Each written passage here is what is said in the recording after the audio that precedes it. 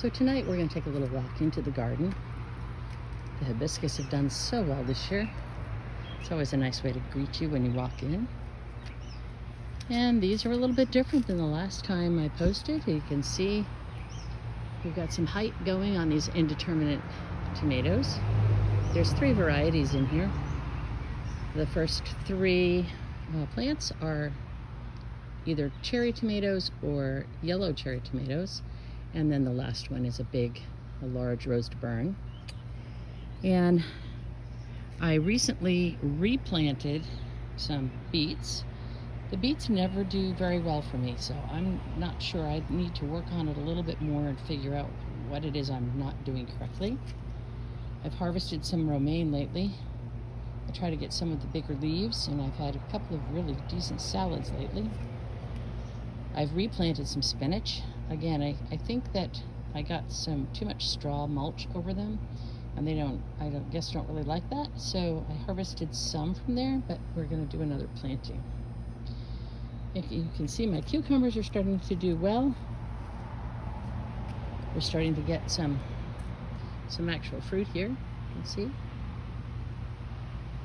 And those are the regular size cucumbers that are coming right along. And I did decide to cover my summer squash. As I think I've mentioned before, I've never done very well with summer squash, so I'm trying putting some row cover over it. Sort of looks a little odd there, but I've got a stake that is in the middle of the squash to kind of keep the row cover off of it. And it's so far doing all right, but we'll see. Usually my problem is we get squash bugs pretty quickly. Down here, I've planted some pole beans. Never grown pole beans before either, so we'll see how that one goes. I was looking at one of the gardening sites that I follow, videos that I follow, and I will link that below. But he mentioned putting 2 seeds in every one of the holes that you plant, and then thinning it out as it goes along, just in case one doesn't grow. And that just makes super good sense, although I hate to waste the seeds, but if it doesn't grow, then you've wasted your time too. Now, no judgment here, but these peas are looking really bad. So we've had some aphid damage, we've had some slug damage, and I'm going to give these another day or so to see if they improve.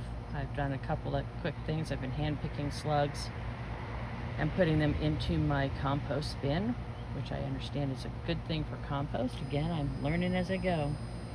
But this is the same brand of peas that I planted on the other side that had such a good crop. But these were looking a little bit distressed, so we'll see what happens there. I planted my basil. It's also looking a little distressed. There's a lot of slugs and a lot of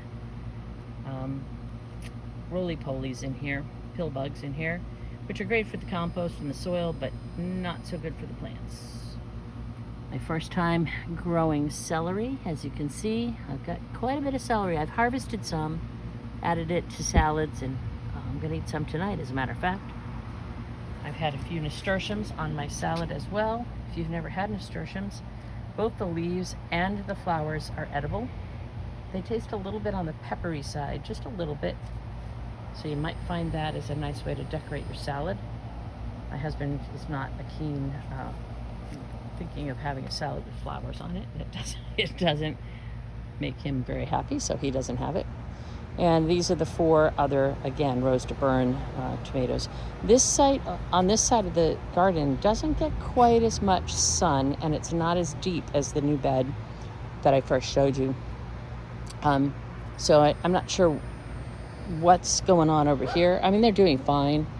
You can see they've got a nice, solid, straight stem. And I am pruning these at the top, picking out the sucker that grows out of the main stem. That was a trick I learned a few years ago, and that really does help the production. But again, we'll see how that goes. I've harvested some of my head lettuce. I'm not going to wait for it to get to be a head lettuce, but you can see I've got quite a bit of lettuce. I've kept it under row cover, mostly because I just don't want the bugs eating it. So I have been pulling it off a little bit in order to let it get a little bit of light, and it's starting to curl over a little. I think I had the row cover a little too tight on there. So again, learning as I go. And this pepper over here, well, you can guess what's going on over here. I've obviously got some slug or caterpillar or both damage over here, so we'll see how that goes. I may end up moving this somewhere closer to some companion planting. We're just going to see how it works over here. As I say, I'm probably going to end up moving this to somewhere else in the garden. So there we have it. Now I have one more week before I leave for 2 weeks, and I leave the garden in the care of my very capable husband. And we'll see. He's learning to garden because I've made him. I'm not sure how much he loves it, but he does a great job in the landscaping in our yard, so I'm guessing that he'll do just fine taking care of these guys. I think we've kind of got the aphid thing under control. I did purchase 750 live ladybugs and release them. I've also sprayed nematodes into the soil for rich soil, and you can see my soil is pretty rich. The ladybugs have really done a great job. I don't see a whole bunch of them, considering I released 750 of them, but they are doing their job. And I've got a resident tree frog, and I have found out that tree frogs are great for dealing with crickets and all sorts of little invertebrates that can be floating around in here. So again, it's a little bit of how my soil is doing, and you can see it's pretty dark and rich. So I'm pretty happy with that. All right, well, I'll give you an update as I have one, probably before I leave on my trip, and then we'll catch up when I get back. Have a great evening.